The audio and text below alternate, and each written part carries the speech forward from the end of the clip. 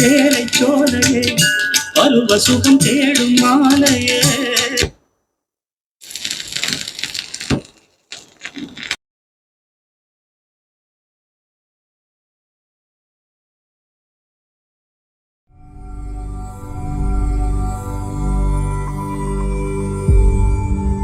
Welcome back to old is channel.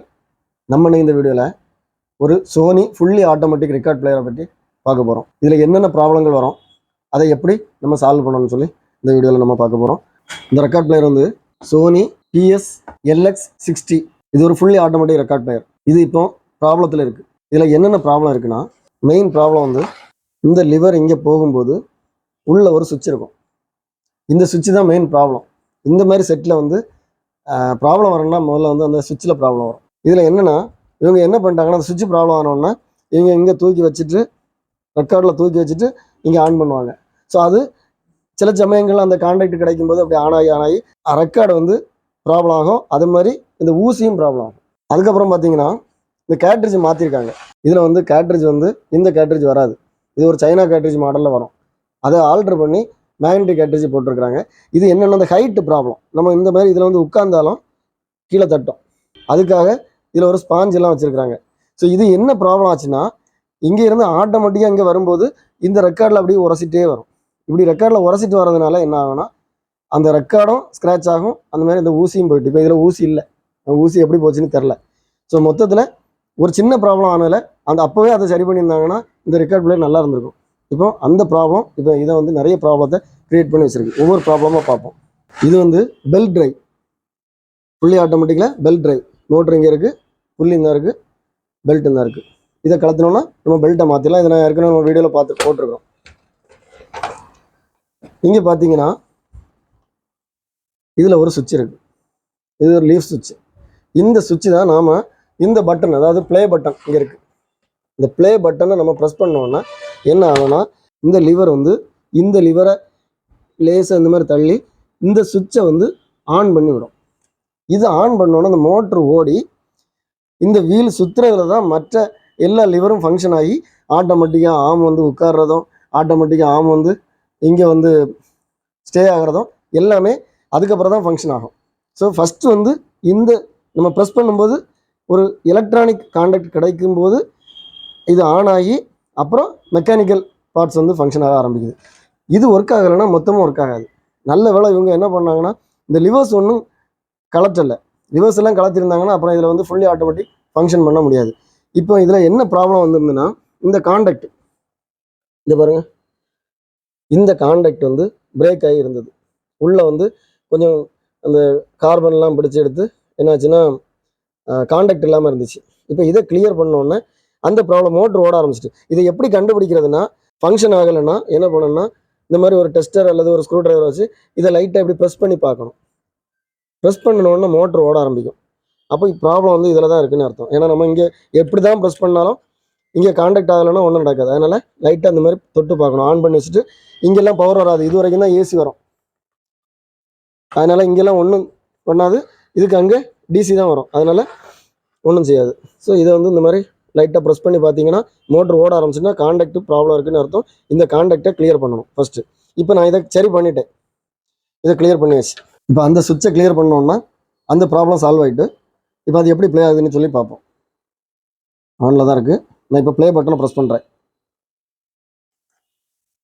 இப்போ கிளியராக ஓட ஆரம்பிச்சிட்டு அந்த கான்டாக்ட் கரெக்டாக கிடச்சதுனால கிளியராக ஓடிட்டுருக்கு. இப்போ இதில் ஊசி இல்லை, அதனால தான் நான் ரெக்கார்ட் போடல. சும்மா ஜஸ்ட் டெஸ்ட் தான் பண்ணிகிட்டு இருக்கிறேன். கரெக்டாக வந்து 33 RPM ரெக்கார்டில் வந்து இந்த விழுது. ஸோ இந்த ஆப்ரேஷன் இப்போ கிளியர் ஆகிட்டு. இதுதான் ப்ராப்ளம் இருந்தது. இப்போ அதெல்லாம் கிளியர் ஆகிட்டு. நான் இப்போ ஆட்டோமேட்டிக் ஃபங்க்ஷன் ஒர்க் ஆகுதான்னு பார்ப்போம். ஓகே, ஆட்டோமேட்டிக்காக எழும்பி இங்கே வருது. இது வரைக்கும் ஓகே. இப்போ உள்ள மெக்கானிக்கல் பார்ட்டு, அந்த எலக்ட்ரானிக்ஸ் பார்ட் எல்லாமே கிளியராக இருக்குது. தன்னால் ஆஃப் ஆகும். ஓகே, சூப்பர், எல்லாமே கிளியராக இருக்குது. அந்த ஒரு சுவிட்சில் தான் ப்ராப்ளம் வந்து, அதை நான் கிளியர் பண்ணோன்னே அது கிளியர் ஆகிட்டு. இனி வந்து என்னென்னா, இந்த கேட்ரிட்ஜ் எப்படி இருக்குன்னு பாருங்கள்.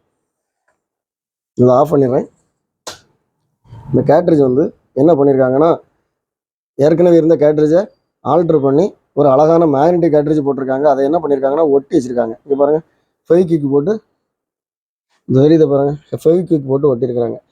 ஃபெவிக்விக் எக்காரணம் யூஸ் பண்ணக்கூடாது. ஏன்னா ஃபெவிக்விக் என்ன பண்ணோன்னா தேவையில்லாத இடத்துக்கு உள்ளே போய் இது வந்து ரொம்ப சென்சிட்டிவான ஒரு டிவைஸ்.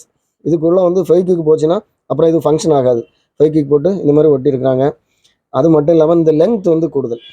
இந்த லெங்த் ஏன்னா இது வந்து இந்த மாதிரி உட்காரும்போது இதில் தட்டக்கூடாது, கீழே தட்டக்கூடாது.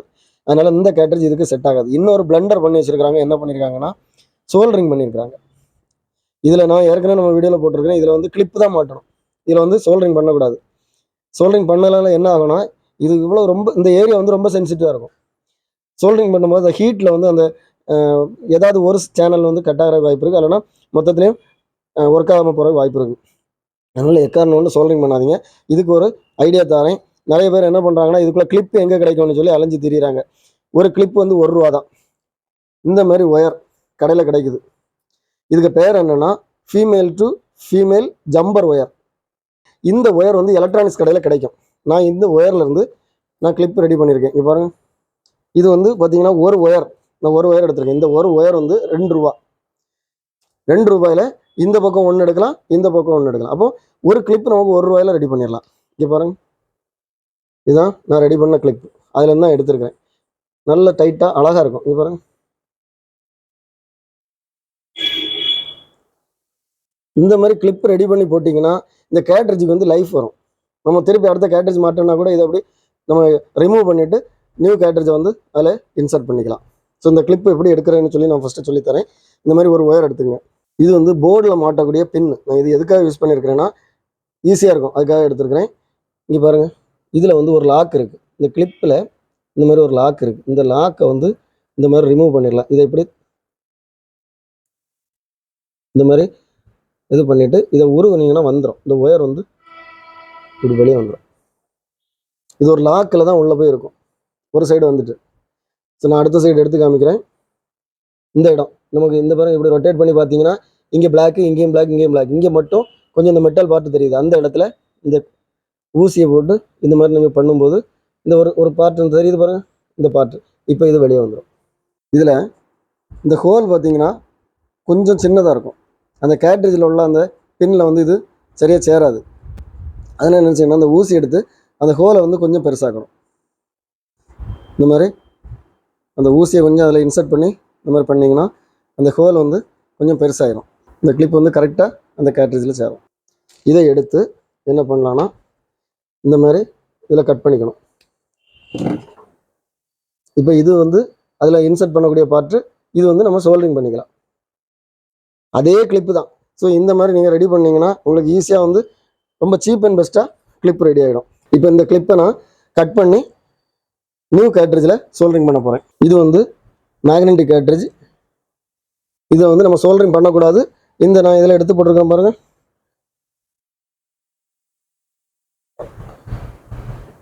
கரெக்டாக இருக்கும். ஸோ நம்ம இதில் சோல்டரிங் பண்ணிவிட்டு இதில் இன்சர்ட் பண்ணிட்டா போதும். இதில் கட் பண்ணிக்கிறேன். ஏன்னா சோல்டரிங் பண்ணுறது வசதியாக இருக்கும். அந்த ஏற்கனவே இருக்கக்கூடிய ஒயரை இதில் சோல்டரிங் பண்ணிடலாம்.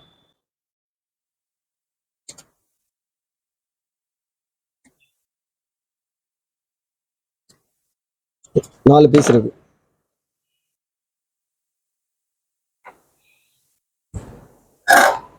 இப்போ இதில் இருக்கக்கூடிய ஒயரை நான் டீசோல்டரிங் பண்ணி நான் எடுக்கிறேன்.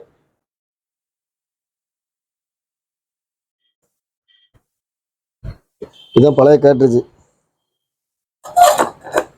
அதை எவ்வளோ நாசம் பண்ணி வச்சுருக்காங்க பாருங்கள், பசையெல்லாம் போட்டு ஒட்டி. ஸோ இந்த மாதிரி பண்ணாலே இந்த கேட்ரேஜ் வந்து குவாலிட்டி போயிடும். இதில் 4 ஒயர் இருக்குது. இதில் பார்த்தாலே தெரியும் 2 கிரவுண்டு 2 சிக்னல். நான் இதை ஃபஸ்ட்டு இதில் ஒட்டிக்கிறேன், அப்புறம் எப்படி கனெக்ட் பண்ணணும்னு சொல்லி காமிச்சு தரேன்.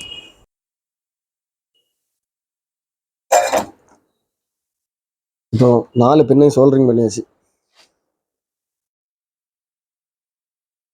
2 கிரவுண்டு 2 சிக்னல். நான் இப்போ இந்த ஆம்பிளிஃபரில் இதோட ப்ரீ அவுட்டை வந்து ஆம்பிளிஃபரில் கொடுத்துருக்குறேன். இதில் பார்த்தீங்கன்னா இது ஒரு சிக்னல், அது மாதிரி இந்த பக்கம் இது ஒரு சிக்னல். So 2 signal. இது பார்த்தீங்கன்னா தெரியும், மொத்தம் 4 பின் இருக்குது. அதில் 2 சிக்னல் 2 கிரவுண்டு. அந்த ஒயரில் சிக்னல் கிரவுண்டு கரெக்டாக கண்டுபிடிச்சிடலாம். இனி இந்த கேட்ரேஜை வந்து இதில் செட் பண்ணுறதுக்கு என்ன பண்ணால் இங்கே மேலே வந்து ஒரு ஹோல் இருக்குது. ஆனால் இங்கே பார்த்தீங்கன்னா இந்த கேட்ரேஜில் இது இந்த மாடல் 2 பக்கமும் போல்ட் நட்டு போடுற மாடல். ஆனால் இதை என்ன பண்ணலாம்னா இதை தனியாக ரிமூவ் பண்ணிடலாம். எடுத்துட்டு இந்த ஸ்க்ரூவை இதில் போடலாம். ஏன்னா இதுக்காக தான் இந்த மாதிரி ஒரு செட்டப்பே வச்சிருக்காங்க. இந்த போல்ட் போடுறதா இருந்தால் டேரெக்டாக இதில் போட்டுடலாம். பட் இந்த மாடல் அது இல்லை. அதனால என்ன செய்யலாம்னா நம்ம இதை ரிமூவ் பண்ணிட்டு இந்த ஸ்க்ரூவை இதில் போட்டு எடுத்துடலாம். இந்த சென்டர் ஸ்க்ரூவை இதில் போட்டு எடுத்துடலாம். ட்ரை பண்ணி பார்ப்போம். இந்த ஸ்க்ரூவை கலத்துறேன். இதை கலத்துறதுனால பிரச்சனை இல்லை. ஏன்னா கேட்ரிட்ஜ் வந்து ஆல்டர் ஆகாது. இது இதுக்காக தான் போட்டிருக்கிறாங்க. இந்த பீஸு தனியாக வந்துடும். இது பாருங்க, இந்த பீஸ் தனியாக வந்துட்டு நான் இதை ஏன் இதில் போட்டிருக்கிறேன்னா இந்த ஊசி டேமேஜ் ஆகிடக்கூடாதுன்னு சொல்லி நம்ம கடைசி வரைக்கும் இது இதில் இருக்கட்டும். எல்லாம் முடிச்சப்பறம் எடுத்துக்கலாம். இப்போ இந்த ஸ்க்ரூவை இதில் போட்டு இதை நம்ம இங்கே பண்ணிக்கலாம். அப்போ கரெக்டாக இதில் செட் ஆயிரும். இந்த இருக்குது இந்த ஹோல், இதில் இருந்த ஹோல் பார்ப்போம், போட்டு பார்ப்போம்.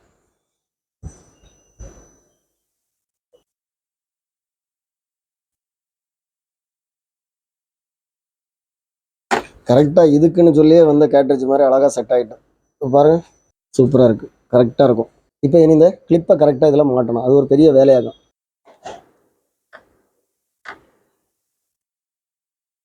இது கொஞ்சம் கஷ்டமான வேலை. ஏன்னா ஏற்கனவே ஒயர்லாம் கட் ஆகியிருந்தது, அதில் துண்டெல்லாம் போட்டு எடுத்து எப்படியோ கிளியர் பண்ணியாச்சு. இப்போ இதை கரெக்டாக இருக்கான்னு சொல்லி செக் பண்ணி பார்ப்போம். மேலே 2 சிக்னல் தொட்டு பார்க்குறேன். ஒரு சைடு நல்லாயிருக்கு, இந்த சைடும் நல்லாயிருக்கு. கீழே எர்த்தில் வரக்கூடாது. Okay, super. அவ்வளோதான். இனி இதை நம்ம ரிமூவ் பண்ணிடலாம். இது வேண்டாம். முன்னாடி இந்த ஸ்பாஞ்செல்லாம் எதுக்கு ஒட்டியிருந்தாங்கன்னா இங்கே பாருங்கள் என்னெல்லாமோ பண்ணி வச்சுருக்குறாங்க. ஓகே, இனி இதெல்லாம் கிளியர் பண்ணணும். இதெல்லாம் முடிச்சுட்டு இதை கிளியர் பண்ணிடுறேன். ஓகே, இப்போ இந்த கேப்பை எடுத்துடலாம். ஓகே, இனி கவனமாக இருக்கணும். ஏன்னா ஊசி வந்து இப்போ பாருங்கள், ஊசிக்கு இதுக்கு எவ்வளோ கேப் இருக்குது பாருங்கள். தரையில் படலை. போட்டு பார்ப்போம். இது பார்த்தீங்கன்னா சைஸ் செலக்ட் பண்ணுறது. சைஸ் செலக்டர் 17, 30, 17, 30 இருக்குது. நான் இப்போ பெரிய ரெக்கார்டு போட போகிறேன், அதனால் 30ல் வச்சுருக்கேன். இந்த பக்கம் ஸ்பீட் செலக்டர் இருக்குது. நான் இப்போ ஆன் பண்ணுறேன். அது எப்படி போக பாருங்கள். ரெக்கார்டை போட்டுக்கிறேன், ப்ளே பண்ணுறேன்.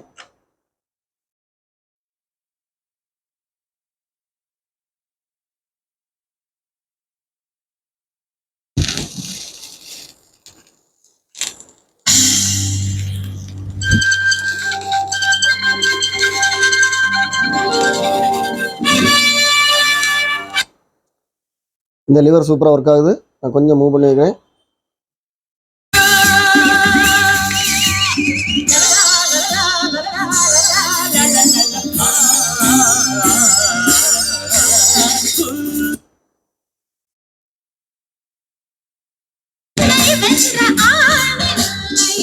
முட்டை போடும் பெட்டை கோழியை சேவல் கூட சேலை சோலையே பருவ சுகம் தேடும் மாலையே.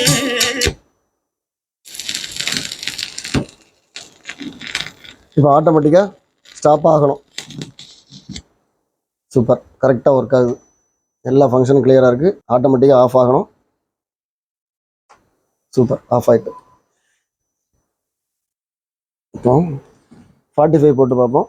45க்கு இங்கே மாற்றணும். இங்கே வந்து 17 செலக்ட் பண்ணணும். 17 செலக்ட் பண்ணுறேன். ஸ்பீடு செலக்டர் இங்கே இருக்குது. நான் 45ல் வைக்கிறேன். ஓகே,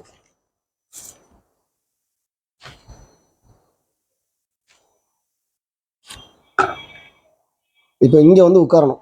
ஏன்னா இங்கே நான் அட்ஜஸ்ட் பண்ணி வச்சுருக்கிறதுனால ஆட்டோமேட்டிக்காக அது இங்கே வரணும். நான் இப்போ ப்ளே பண்ணுறேன். 45 ஸ்பீடில் ஓடிட்டுருக்கு.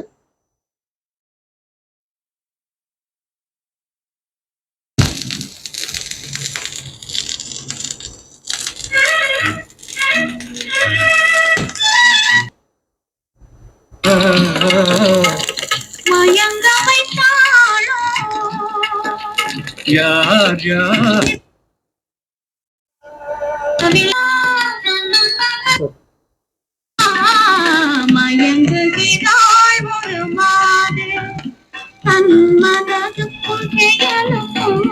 இப்போ நான் ஸ்டாப் பட்டனை ப்ரெஸ் பண்ணிங்கன்னா ஆட்டோமேட்டிக்காக எண்ட் ஆகாமலே வரணும்.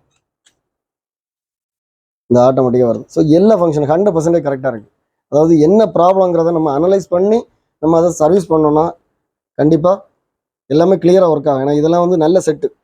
சோனியில் ஃபுல்லி ஆட்டோமேட்டிக் செட்டு எல்லாமே கிளியராக ஃபங்க்ஷன் ஆகுது. இந்த வீடியோ பார்த்துருப்பீங்க. இது ஒரு நல்ல ரெக்கார்ட் பிளேயர், நல்ல குவாலிட்டியான ரெக்கார்ட் பிளேயர். இது வந்து ஃபுல்லாகவே ப்ராப்ளமாக இருந்தது, ஒர்க் ஆகாமல் இருந்தது. அது பார்த்தீங்கன்னா ஒரு சின்ன சுவிட்சில் தான் கம்ப்ளைண்ட் இருந்தது. அதனால் மொத்த சிஸ்டம் வந்து ஃபால்ட் ஆகி கேட்ரிட்ஜ் ப்ராப்ளம் ஆகி கொஞ்சம் 2-3 ரெக்கார்டெல்லாம் நாசம் ஆகிட்டு. ஸோ இப்போ பார்த்தீங்கன்னா இது 100% ஒர்க்கிங்கில் இருக்குது. இது மாதிரி என்ன ப்ராப்ளம் இருக்குங்கிறத கரெக்டாக கண்டுபிடிச்சி நம்ம சர்வீஸ் பண்ணோன்னா நிறைய ப்ராப்ளங்கள் வந்து நமக்கு சால்வ் ஆகும். நிறைய டேமேஜ் ஆகாமல் அதை நம்ம கரெக்ட் பண்ணிடலாம். இது மாதிரி நம்ம சேனலில் இருந்து நிறைய வீடியோஸ் வரும். எல்லா வீடியோஸும் பாருங்கள். உங்களுக்கு இந்த வீடியோ பிடிச்சிருந்துன்னா ஒரு லைக் பண்ணுங்கள், கமெண்ட் பண்ணுங்கள், ஷேர் பண்ணுங்கள். நம்ம சேனல் இது வரைக்கும் சப்ஸ்கிரைப் பண்ணலைன்னா சப்ஸ்கிரைப் பண்ணுங்கள். அடுத்த வீடியோ வர வரைக்கும் பாய்.